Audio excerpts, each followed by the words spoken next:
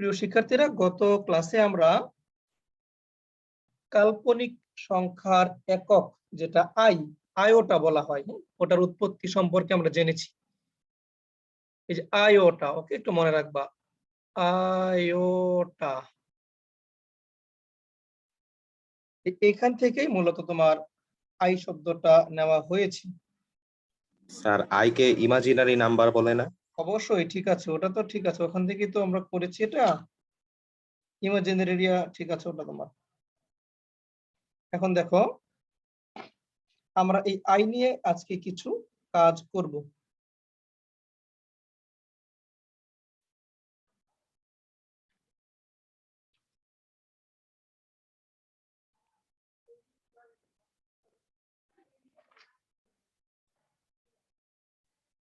Just a minute.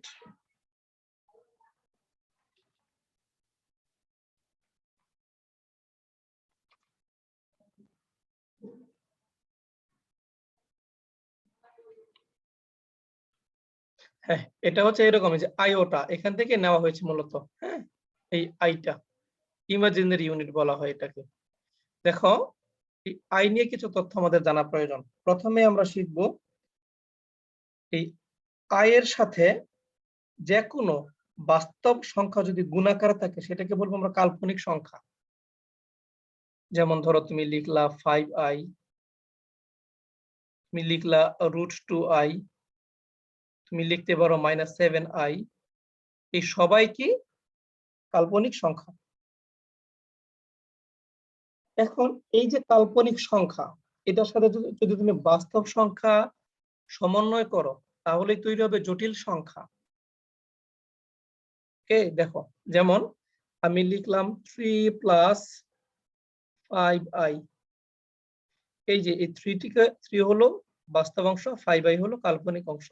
তাহলে কাল্পনিক আর বাস্তব মিলে যে সংখ্যাটা তৈরি করবে সেটাকে আমরা বলবো কি জটিল সংখ্যা। মানে চিন্তা করলে এটা আসলে একটু জটিল বিষয়। কারণ কি, এক হলো বাস্তব, একটা হলো কল্পনা, তাই না? 3 হলো বাস্তব আর 5i হলো কল্পনা। বাস্তব আর কল্পনা যখন একাকার হয়ে যায় তখন এটা একটা জটিল জিনিস তৈরি করে, এরকম তুমি ভাবতেও পারো। মানে জাস্ট নামটা বোঝার জন্য বললাম, এটার কোনো লজিক্যাল ভিত্তি কিন্তু আমি বলছি না।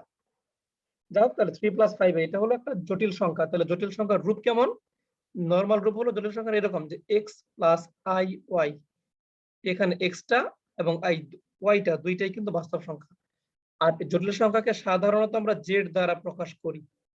z = x + iy, মনে রাখবো। আর জটিল সংখ্যার সেটকে আমরা এইভাবে প্রকাশ করে থাকি c দ্বারা। এখানে মাঝখানে একটা টান দিয়ে দেওয়া হয়, বুঝছো? এই c লিখে মাঝখানে একটা টান দিয়ে দেওয়া হয়। তাহলে c এর সেটটা কেমন হবে? কমপ্লেক্স নাম্বারের সেট, এর ভিতরে থাকবে z। এর পরিচয় কি? এই জেডটা হবে এই আকারে থাকবে x + iy। তাহলে x আর y টা কি? x আর y দুইটাই হলো কি বাস্তব সংখ্যা। তাহলে স্যার 5i √2i -7i এগুলা কি স্যার? এগুলো কাল্পনিক সংখ্যা, শুরুতেই তো বললাম। এগুলো তো জটিল সংখ্যা না। তোমরা গুলিয়ে ফেলো প্রায় একটা জিনিস, জটিল সংখ্যা আর কাল্পনিক সংখ্যাকে এক সংখ্যা মনে করো। কাল্পনিক সংখ্যা এক জিনিস, জটিল সংখ্যা আরেক জিনিস। জটিল সংখ্যার একটা অংশ হলো কাল্পনিক সংখ্যা, বোঝা গেল? জি স্যার। বাস্তব আর কাল্পনিক মিলে জটিল সংখ্যা তৈরি হয়, এটা মনে রাখবা। ওকে, ফাইন। দেখো, এই তথ্যটুকু আমরা জানলাম। এখন যদি কোনো কারণে এই যে জটিল সংখ্যাটা x + iy, এটা x কে আমরা বলবো কি রিয়েল পার্ট, এটাকে এইভাবে লিখি রিয়েল পার্ট অফ z। আর y টাকে বলবো আমরা কি ইমাজিনারি পার্ট অফ z, মানে এই সংক্ষেপে লিখি, হ্যাঁ, ইমাজিনারি পার্ট অফ z, এইভাবে লেখা হয়। im দিয়ে z লিখি নরমালি আমরা, ওকে, মনে রাখবা। y টা কিন্তু বাস্তব সংখ্যা, ভালো করে বুঝবা। y টাকে কিন্তু আমি কাল্পনিক বলছি না, এই iy টাকে আমি কাল্পনিক বলছি। আর y টা হলো কাল্পনিক অংশ, অর্থাৎ কাল্পনিক অক্ষের দিকে তুমি y একক যাচ্ছ, বিষয়টা এমন। লক্ষ্য করো, এখন যদি কোনো জটিল সংখ্যার মধ্যে এই বাস্তব অংশটা শূন্য হয়ে যায়, যে x এর মান যদি শূন্য হয়ে যায়, তাহলে এটাকে বলবো পিওরলি ইমাজিনারি। Purely imaginary. দেখো x ইকুয়াল টু 0 হলে z এর মান কত আসে? Only i y। এটাকে বলবো পিওরলি ইমাজিনারি।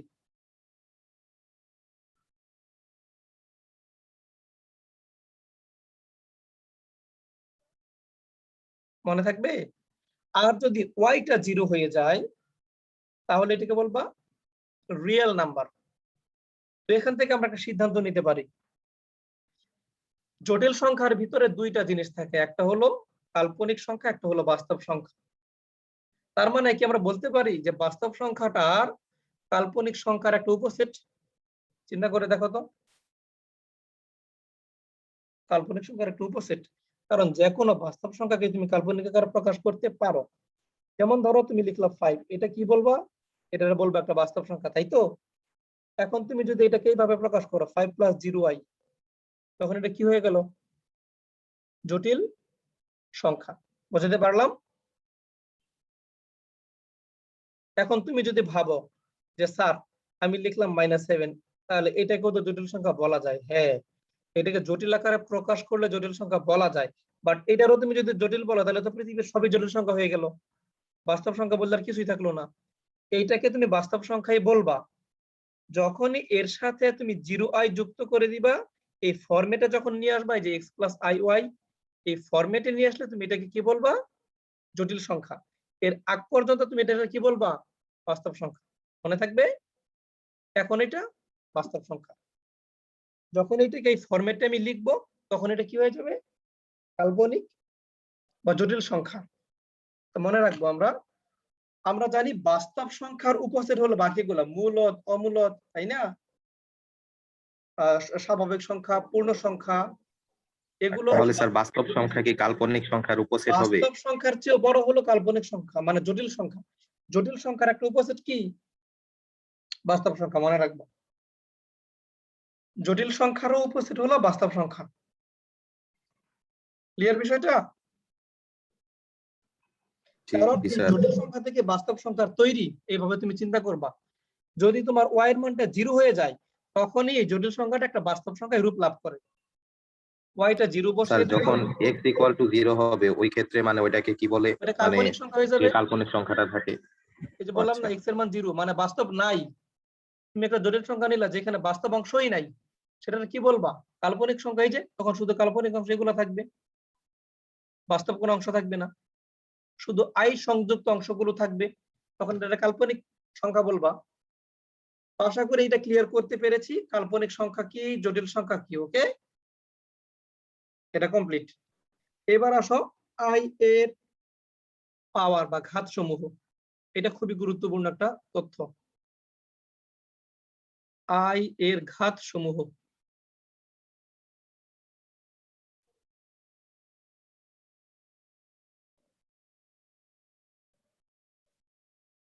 একটু বুঝে নাও তথ্যগুলো। আমরা তো এটা জানি, একটু ডান দিকে তাকাও। i = √(-1)। তাহলে i স্কয়ার কত হবে? -1। আমরা এই তথ্যগুলো i এর মান কিভাবে √(-1) চলে এসেছে, এটা গত ক্লাসে এর ব্যাকগ্রাউন্ড আলোচিত হয়েছে। i স্কয়ারের মান -1, এটা আমরা একটু মনে রাখবো। তো দেখো আমরা এটা দিয়ে শুরু করি। i স্কয়ার হচ্ছে -1। এখন যদি আমি বলি i কিউব কে তুমি চাইলে লিখতে পারো i স্কয়ার ইনটু i এই আকারে। তাহলে i স্কয়ারের মান কত? -1। -1 ইনটু i কত পাবো আমরা? -i। বুঝো, এরপরে তুমি লিখলা i⁴। এটাকে লেখা যায় এইভাবে, i square whole square. i স্কয়ারের মান কত? -1, আর -1 কে স্কয়ার করলে +1 তুমি পাবে। ঠিক আছে বিষয়টা? আচ্ছা, এটা আমরা পেলাম। এখন দেখো তো, আমরা যদি এটা একটু বলি, i এর সূচকগুলো কেমন আছে একটু চিন্তা করে দেখো। i স্কয়ারের মান -1, তারপরে -i, তারপরে i⁴ এর মান কত পেলাম? প্লাস 1। এবার যদি বলি i টু দি পাওয়ার 5, এটার মান কত আসবে? এটাকে তুমি চাইলে লিখতে পারো i to the power 4 into i। i to the power 4 এর মান একটু আগে পেলে 1, তাহলে 1 ইন্টু i মানে কত i। তুমি তাকিয়ে দেখো বিষয়গুলো কেমন হচ্ছে। -1 minus i plus 1 plus i, এটা গেল। এরপরে তুমি যদি আরো 4টা নাও তাহলে ক্লিয়ার হবে কনসেপ্টটা।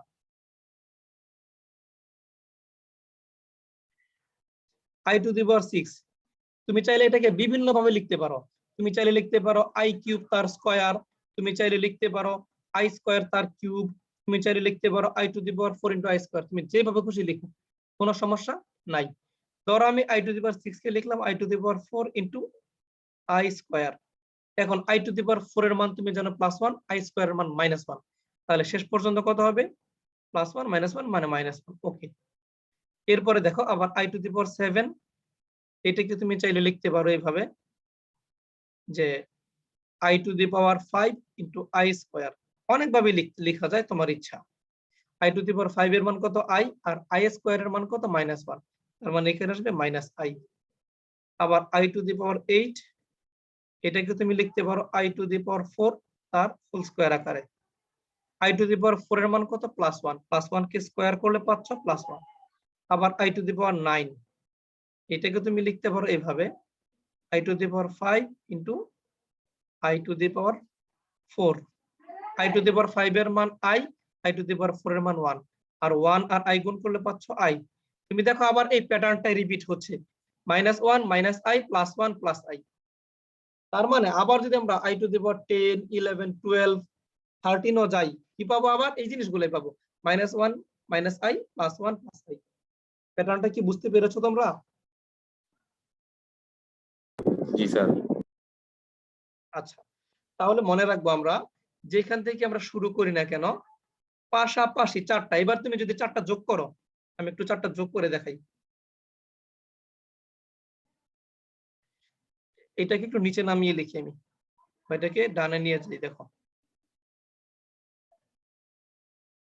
এবার এই 4টা মান তুমি যোগ করো, i square, i cube, i to the power 4, i to the power 5 যোগ করলে দেখো 0 চলে আসবে। এই যে -1 +1 কাটা, -i +i কাটা যাবে, তাই না?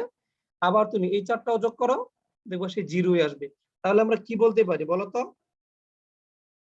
ধারাবাহিকভাবে তুমি যদি 4টি i এর সমষ্টি নাও, মানে পাওয়ারের সমষ্টি নাও, তাহলে এটার মান 0 হবে ধারাবাহিকভাবে। বুঝাতে পারছি কথাটা? একইভাবে তুমি যদি এরকম চিন্তা করো যে আমি i টু দি পাওয়ার 7 থেকে শুরু করব, 7, i টু দি পাওয়ার 8, দেখো i to the power 9, i to the power 10, এটা যদি নাও, এই 4টার মান কত আসবে? ফাইনালি 0 আসবে। তাহলে তুমি চেক করে দেখে নিও বাসায় i টু দি পাওয়ার 7 এর মান কত আসে, 8, 9, 10 কত আসে, যোগ করে দেখে নিও, সেই 0 আসবে। বিষয়টা কি বোঝাতে পারলাম? এই তথ্যগুলো কিন্তু কাজে লাগবে। এখন তোমাকে যদি আমি একেবারে ডিরেক্টলি বলি যে i টু দি পাওয়ার, মনে করো বললাম i টু দি পাওয়ার 16, এটার মান কত বলতে পারবা?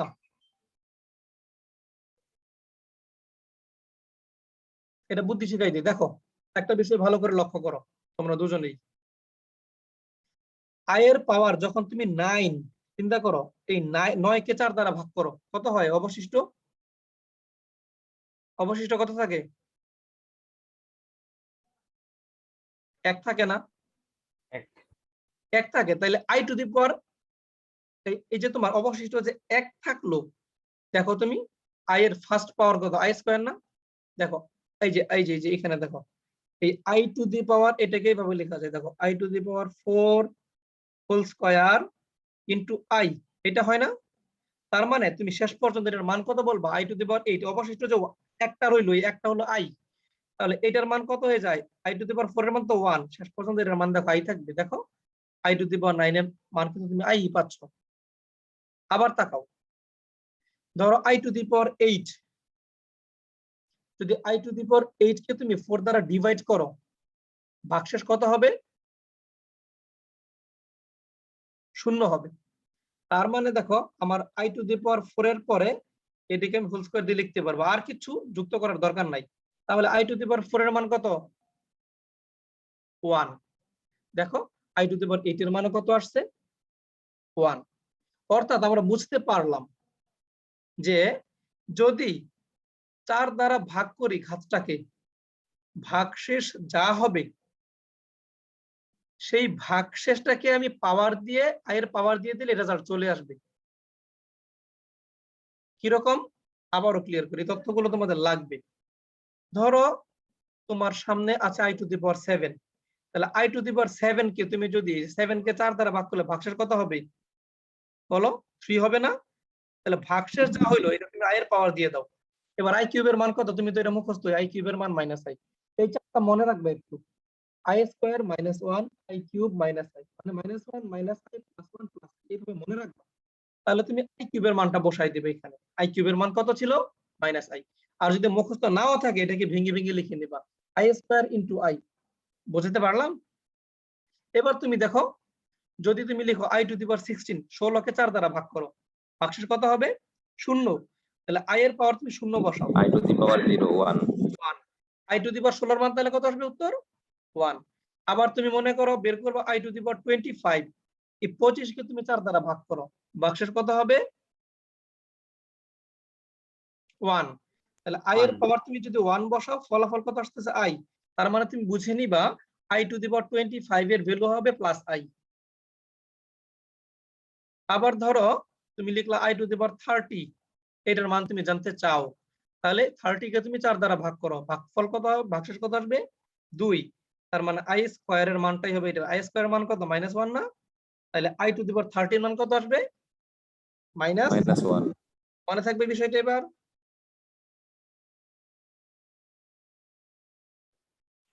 জি স্যার। স্যার এটা আমরা একটু মনে রাখবো। ঠিক আছে, i এর কিছু কাজ আমি পরেও দেখাবো, আবার এটা নিয়ে চিন্তা করার কিছু নেই, জাস্ট একটা বেসিক কনসেপ্ট দিলাম যে i এর ঘাত কিভাবে তুমি নির্ণয় করবে, ওইটা একটু আলোচনায় নিয়ে আসলাম। এবার দেখো আমরা গত ক্লাসে কিন্তু কিভাবে ডায়াগ্রামে বসাতে হয় জটিল সংখ্যাকে সেটা একটু দেখেছিলাম, সেটা নিয়ে একটু কাজ করব আজকে, আবার বুঝাবো একটু। দেখো মনে করো তুমি একটা সংখ্যাকে এরকম ভাবে বসাবে যে 3 + 2i, এটাকে যদি তুমি ডায়াগ্রামে বসাও এইভাবে চিন্তা করবে, এই x অক্ষটা এটাকে বলবো বাস্তব অক্ষ, এটাকে x ধরে রাখবো, আর y অক্ষটাকে আমরা বলবো কাল্পনিক অক্ষ। এগুলো কেন এটা আমি আগেই বলেছি। এখন 3 মানে হলো রিয়েল পার্ট, তাই না? এই জটিল সংখ্যার রিয়েল পার্ট হলো 3, অর্থাৎ x অক্ষ বরাবর 3 একক দেওয়া লাগবে, 1 2 3। এরপরে +2i, প্লাস হলে উপরে যাবে, -2i হলে নিচে যাবে। তাহলে +2 মানে কি উপরের দিকে +2 করে 1 2, এই বরাবর 2 আসো, এই যে 1 2, এই যে তুমি পয়েন্টটা পাচ্ছ, এই পয়েন্টটাই হলো 3 + 2i পয়েন্ট। মনে থাকবে? এখন তুমি যদি বলো যে স্যার আমি -3 + 2i বের করব, একই কথা। তাহলে বাস্তব অক্ষ বরাবর বাম দিকে 3 একক যাবে, যে 1 2 3। আবার কাল্পনিক অক্ষ বরাবর ধনাত্মক দিকে মানে উপরের দিকে 2 একক যাবে। তাহলে এই সংখ্যাটাকে তুমি বলতে পারো -3 + 2i। এইভাবে তোমরা যে কোনো জটিল সংখ্যা কি বসাতে পারবে না গ্রাফে, বলো তো? জি স্যার। হ্যাঁ। আর যে চিত্রটা আমরা দেখলাম এটাকে বলা হয় আর্গন্ড ডায়াগ্রাম, মানে আর্গন্ড চিত্র। ঠিক আছে, ম্যাথমেটিশিয়ান আর্গন্ড এটা এইভাবে রিপ্রেজেন্ট করে গিয়েছেন, এই জন্য ওনার নাম অনুসারে এটাকে আমরা বলি আর্গন্ড ডায়াগ্রাম বা আর্গন্ড চিত্র। আচ্ছা, এরপরে খুব গুরুত্বপূর্ণ একটা টপিক আসবে, মডুলাস ও আর্গুমেন্ট। তো মডুলাস ও আর্গুমেন্ট আমি পরে বোঝাবো, এটা নিয়ে এখন আলোচনায় আপাতত যাচ্ছি না।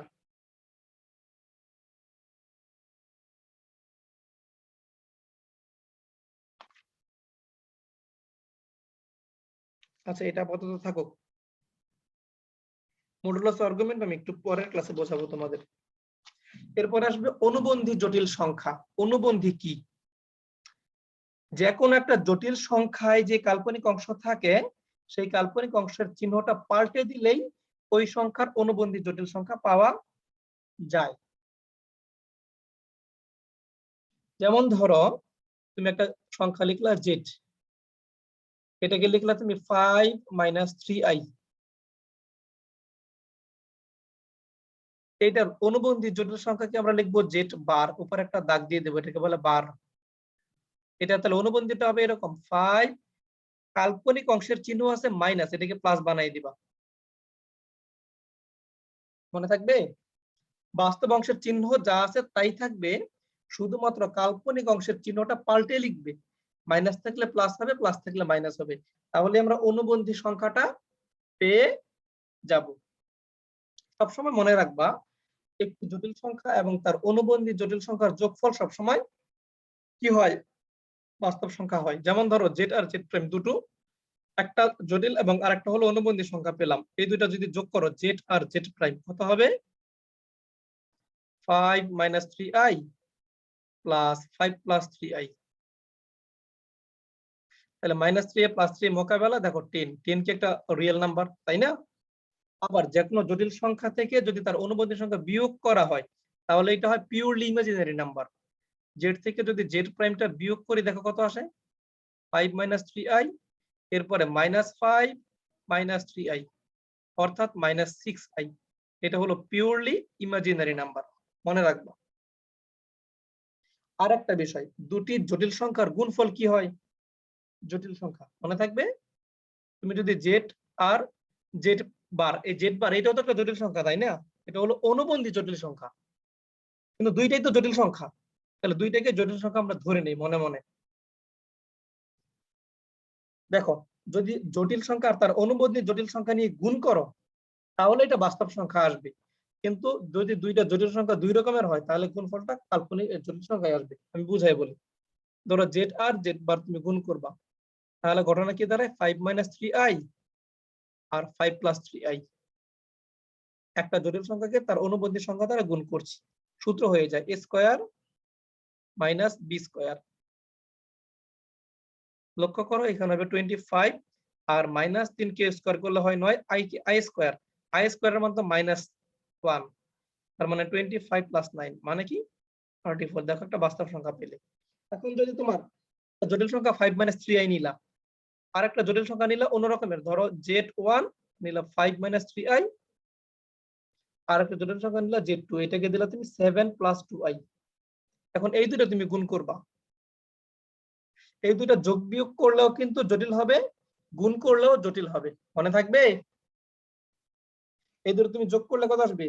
যদি z1 আর z2 যোগ করো তাহলে 5 2 কত হবে? 7, না 5 7 12, 12 - 3i plus 2i minus i। দেখো একটা জটিল সংখ্যা পাওয়া গেল।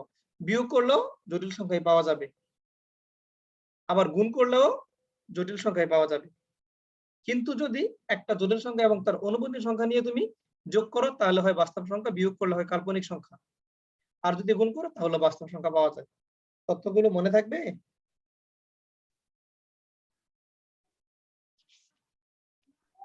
জি স্যার। আচ্ছা, এটা গেল তোমার অনুবন্ধী জটিল সংখ্যা। এরপরে আরেকটা জিনিস শিখিয়ে আজকের ক্লাস হয়তো শেষ করব। এককের জটিল ঘনমূল। একক, একক মানে কি? 1। এই 1 এর ঘনমূল বের করব আমরা। এই যে 1 লিখে দেই, এককের জটিল ঘনমূল অথবা এককের ঘনমূল। ঘনমূল কয়টা হবে বলো তো? স্যার 3টা হবে। 3টা হয়। যেমন ধরো 1 বা x একটা সংখ্যা, এটা যদি তুমি 2 লিখো পাওয়ার, তাহলে এইখানে এই যে সংখ্যাটা, এটার তোমার ইয়া কত আসবে? এটা 2 কে সরানোর জন্য 1/2 লাগবে। এখানে এটার মান আসবে তোমার 2টা, x এর ঘর 3 হলে মান আসবে 3টা, তাহলে ঘনমূল হলে মান আসবে 3টা। আর বর্গমূল, বর্গ থাকলে কি হবে? মান আসবে 2টা। কারণ ঘনমূলটা, এককের ঘনমূলটা কি এটা আমাদের কাজে লাগবে, এটা একটু দেখাই রাখি তোমাদের। দেখো,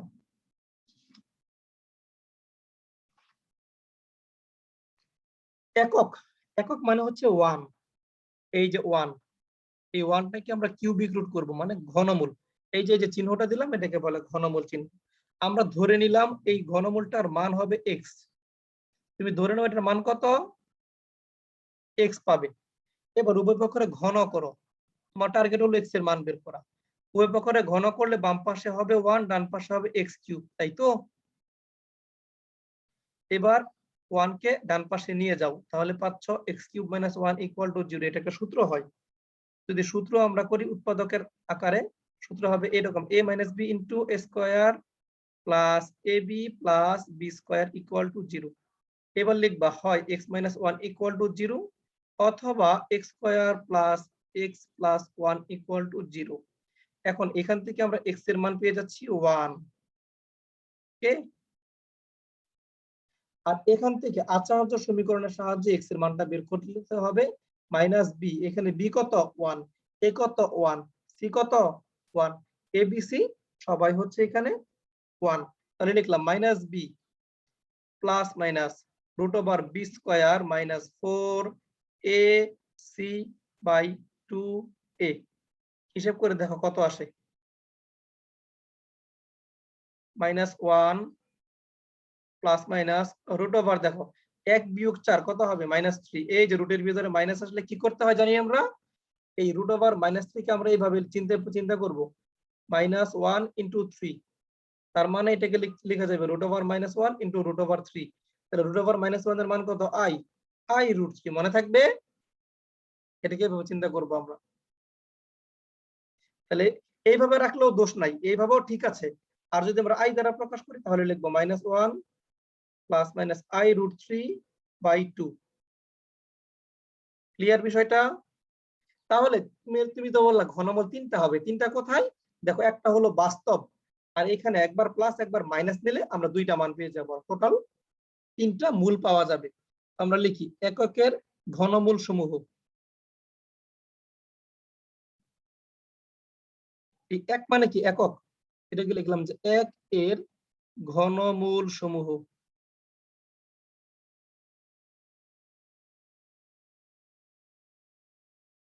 কেমন? প্রথমটা হলো বাস্তব, দেখো বাকি 2টার সাথেই কিন্তু কি আছে আই যুক্ত আছে, মানে এটা জটিল হয়ে গেছে, বাকি 2টা জটিল। তাহলে একবার প্লাস চিহ্ন নেব একবার মাইনাস নেব। প্রথমে ধরো এখানে প্লাস নিলাম, তাহলে প্রথম সংখ্যাটা হবে এরকম -1, এটা প্লাস নিলাম i রুট 3 বাই 2, এটা একটা। আর একটা হবে -1, এখান থেকে নিলাম মাইনাস, এরপরে লিখলাম i রুট 3 বাই 2। দেখো 3টা ঘনমূল পেলাম। বিষয়টা ক্লিয়ার?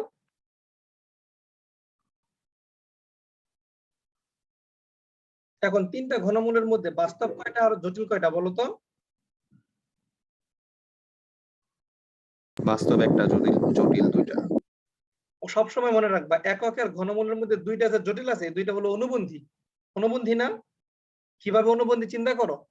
প্রথম মূলটাকে আমরা চাইলে এইভাবে লিখতে পারি মাইনাসের 1/2, এরপরে প্লাস দিয়ে i দিয়ে লিখলাম রুট 3/2। আবার দ্বিতীয় যে লাস্টের যে মূলটা আছে আর কি, হ্যাঁ, এটাকে লিখতে পারি মাইনাসের 1/2 মাইনাসের i দিয়ে রুট 3/2 লেখা যায় না? দেখো কি হলো, শুধু কাল্পনিক অংশের চিহ্নটা চেঞ্জ হয়ে গেল। তাহলে কি বলতে পারি না একটা আরেকটার অনুবন্ধী? বলা যাবে তো?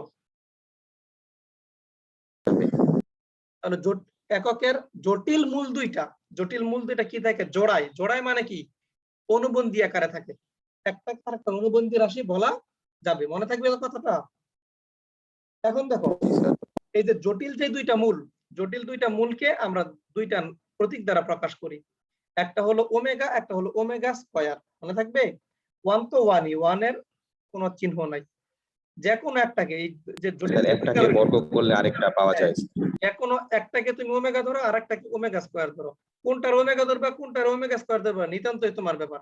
ধরো আমি এটাকে ওমেগা ধরলাম আর পরেরটাকে আমি ধরলাম ওমেগা স্কয়ার, তাহলে এককের ঘনমূল হবে 3টা, একটা 1, একটা ওমেগা, একটা ওমেগা স্কয়ার। এখানে ওমেগা ধরছি কাকে, ওমেগা ধরলাম আমি এইটাকে, কোনো সমস্যা নেই, কোনটাকে ধরবো তোমার ইচ্ছা।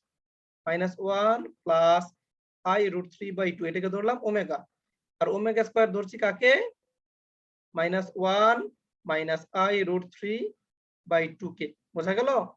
এখন তুমি যদি একটাকে আরেকটার বর্গ করো, দেখবা না একটার বর্গ করে আরেকটা পাওয়া যাবে। ওমেগা রে বর্গ করলে তুমি ওমেগা স্কয়ারের মান পাইবা, আবার ওমেগা স্কয়ারে বর্গ করলে তুমি ওমেগার মানটা ফেরত পাবে। বিষয়টা ঠিক আছে? এবং তুমি আরেকটা বিষয় শিখে রাখো, একটা আরেকটার বিপরীত। আমি তথ্যগুলো দেখাবো, সমস্যা নাই। একটাকে বর্গ করলে আরেকটা পাওয়া যায়, কিভাবে পাওয়া যায় আমি দেখাই। ধরো ওমেগারে তুমি স্কয়ার করলা, এই যে ওমেগা, ওমেগা এইটারে স্কয়ার করলা, এটা না কিন্তু এইটারে স্কয়ার করলাম, তাহলে স্কোয়ার করলে নিচে কত হবে? নিচে হবে 4 আর উপরে কত হবে? -1 প্লাস i√3, এটার হবে স্কোয়ার, তাই তো? এখন হিসাব করে দেখো কত পাওয়া যায়। নিচে 4 রইলো, এটাকে a প্লাস হোল স্কোয়ার সূত্র আকারে সাজালে প্রথমে হবে a স্কোয়ার প্লাস 2ab, লিখো 2a কত? -1, b কত? i√3 plus b square, b square মানে কত? i স্কোয়ার, এরপরে হবে √3 স্কোয়ার মানে হলো 3। হিসেব করে দেখো তো কত পাওয়া যায়। 1 এখানে হয়ে যাবে মাইনাসের i2√3, i দিয়ে 2√3, এখানে i স্কোয়ারের মান কত বলো? i স্কোয়ারের মান -1, তার মানে এখানে হবে -3/4। একটু নিচে লিখি, হিসাব করে দেখো, নিচে তো 4 রইলো, উপরে 1 - 3 কত হয়? -2, -2 এখানে হয় মাইনাসের i2√3। এবার যদি উপর থেকে আমরা 2টা কমন নিয়ে নেই তাহলে পাওয়া যায় দেখো -1 i√3, নিচে হলো 4, 4 আর 2 কাটাকাটি করলে দেখো তুমি i স্কয়ার ওমেগা স্কয়ারের এই মানটা পাবে, -1 i√3/2 পাওয়া যাচ্ছে। দেখো এই যে এই মানটা কিন্তু ফেরত আসছে, এই যে এই মানটা। বিষয়টা ক্লিয়ার? এটা মনে রাখতে হবে। আবার দেখো তুমি যদি এই ওমেগা স্কয়ারের যে মানটা আছে এটাকে যদি আবার স্কয়ার করো তাহলে এই মানটা ফেরত পাবে, অর্থাৎ একটাকে বর্গ করলে অপরটা পাওয়া যাবে। এটা মাথায় রাখা লাগবে একটু। ওকে, এখন দেখো ওমেগা যদি আমরা ঘুরাই লিখি 1/ওমেগা তাহলে কি হবে বিষয়টা? 1/ওমেগা যদি লিখি, 1/ওমেগাটা হবে এরকম 2/-1 প্লাস i√3। এইবার তুমি এইটার অনুবন্ধী রাশি দিয়ে উপরে নিচে গুণ করো, হরের অনুবন্ধী রাশি দিয়ে। হরের অনুবন্ধী রাশিটা কেমন হবে? i এর পদটার চিহ্ন শুধু পাল্টে যাবে, তাহলে এখানে -1 এটা প্লাস i√3, এখানে তুমি লিখবা -1 i√3, উপরও একই জিনিস 2 × -1 i√3 দ্বারা গুণ করলে কি পাওয়া যায় একটু লক্ষ্য করি আমরা। উপরে হয়, আচ্ছা উপরে এটা 2টা আপাতত রেখে দাও, সমস্যা নেই, 2টা থাকলো, -1 i√3 থাকলো, এটা সূত্র হয়ে যায় a স্কয়ার - b স্কয়ার, তাহলে 1 -1 কে স্কয়ার করলে হয় 1, আর এরপরে হবে স্কয়ার - b স্কয়ার, b কত? i স্কয়ার, আর হলো এখানে 3। চিন্তা করে দেখো কত আসে, কত আসবে? i স্কয়ার মান -1, তার মানে এটা +3, 1 আর 3 যোগ করলে হয় 4, আর উপরে দেখো 2 -1 i√3। ঠিক আছে, তাহলে 2 আর 4 কাটা যায়, কাটা গেলে ফাইনালি আমরা পাবো এরকম -1 i√3/2। এটা নিশ্চয়ই ওমেগা স্কয়ার, দেখেছো? তার মানে এটা কি একটা আরেকটা উল্টা, মানে বিপরীত, মানে একটাকে যদি উল্টা করো, উল্টায় দাও, তাহলে অপরটা পাওয়া যাবে। বিষয়টা ঠিক আছে? তাহলে এখান থেকে আমরা একটা তথ্য লিখতে পারি, একটু তথ্যটা দেখাই দিই। কি তথ্য আমরা লিখতে পারলাম? দেখো এই ওমেগা স্কয়ার আমি পাবো কিভাবে? আমি যদি 1/ওমেগা করি তাহলে পাওয়া যাবে না? বলো তো।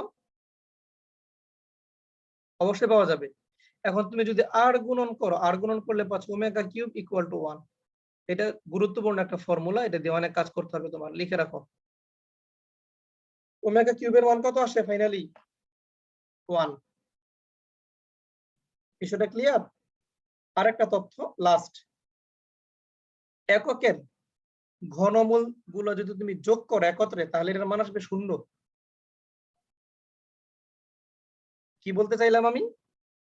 বলতে চাইলাম 1 প্লাস ওমেগা স্কয়ার এটার মান হবে 0। কিভাবে 0? দেখো 1 তো 1ই, ওমেগার মান তো তুমি জানো -1 প্লাস i√3/2, আবার প্লাস ওমেগা স্কয়ারের মান তুমি জানো -1 i√3/2। এবার লসাগু করো সবগুলারে, যদি লসাগু করো লসাগু হবে দেখো 2, তাহলে এখানে রইলো 2 প্লাস এখানে মাইনাস হয়ে যাবে, কিন্তু -1 প্লাস i√3, আর এখানে হয়ে যাবে প্লাস -3 থাকবে, মিনিট, এখানে হবে -1 i√3। তাকাও, প্লাসের i√3 মাইনাসের i√3 মোকাবেলা, -1 আর -1 -2 আর +2 মোকাবেলা, তাহলে উপরে রইলো 0, নিচে রইলো 2, 0/2 মানে কত? 0। তার মানে এককের ঘনমূল 3টা যোগ করলে কত আসবে আমাদের? 0 আসবে।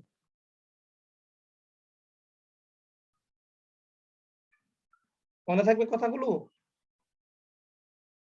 বেশ কিছু টুলস আজকে বলে দিলাম জটিল সংখ্যা। আর নেক্সট ক্লাসে আমরা হয়তো মডুলাস আর্গুমেন্ট সম্পর্কে একটু জানবো। আর ছোটখাটো কিছু তথ্য জেনে আমরা অনুশীলনের কাজ শুরু করবো ইনশাআল্লাহ।